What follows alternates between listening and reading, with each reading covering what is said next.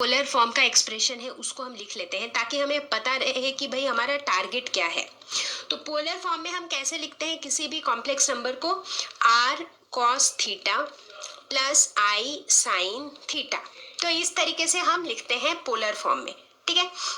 अब इसके लिए हमें कौन सी चीजें चाहिए, हमें r की वैल्यू पता होनी चाहिए और थीटा की वैल्यू पता होनी चाहिए। r क्या होता है, mod of this function, that is modulus of complex number, वो होता है r। तो r तो हम आसानी से निकाल सकते हैं, कैसे, r क्या होता है, modulus of the complex number, तो जो कि होता है रूट ओवर ए स्क्वायर प्लस बी स्क्वायर।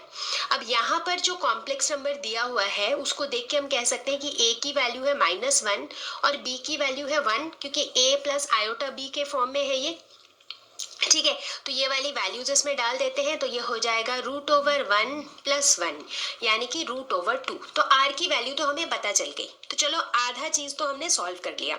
अब हमें निकालना है थीटा की वैल्यू। थीटा की वैल्यू कैसे निकालेंगे, हम क्या करेंगे, ये जो हमने इक्वेशन लिखा है पोलर फॉर्म में, इसको जो है हमारे गिवन एक्सप्रेशन से इक्वेट करेंगे।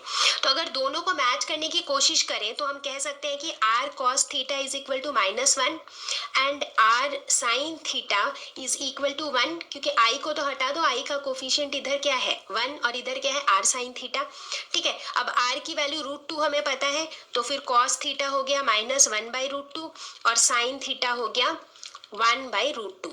तो अब हम यहाँ पर क्या देखते हैं, हम देख रहे हैं कि साइन थीटा की वैल्यू क्या है, साइन थीटा है पॉजिटिव और कॉस थीटा है नेगेटिव।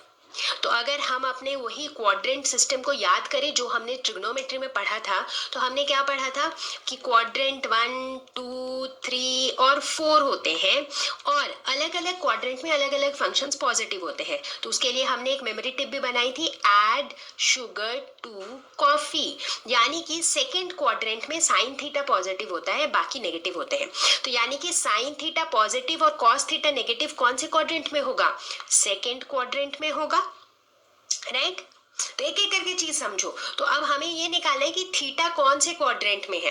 तो इससे हमें पता चलता है कि जो थीटा है ये लाइज इन सेकेंड क्वाड्रेंट, ठीक है। अब हमें थीटा की वैल्यू निकालनी है, किस क्वाड्रेंट में है वहां तक तो हम पहुंच गए हैं, ठीक है। अब 1/√2 साइन के कौन से वाली थीटा की वैल्यू होती है, साइन 45 डिग्री होता है 1/√2 यानी कि साइन π/4, लेकिन π/4 कौन से क्वाड्रेंट में है, फर्स्ट क्वाड्रेंट में, तो हमको वो चलेगा नहीं, राइट। लेकिन